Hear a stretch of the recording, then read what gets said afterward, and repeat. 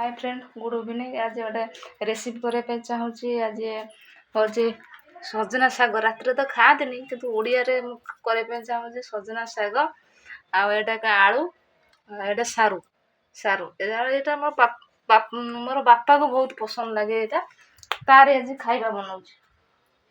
Fast आज oil डालेगा oil. Okay क्या डालेगा इसको डालेगा।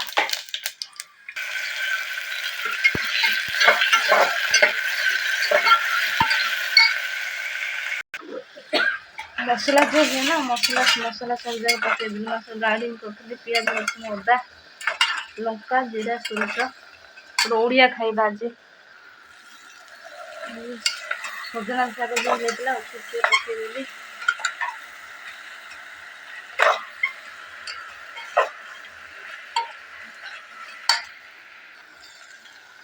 पानी सामान डालदेवा।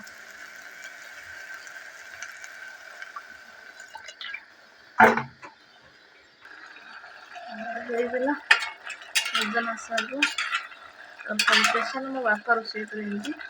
आज मन पड़ा बापा कथा से आज रोषे कर।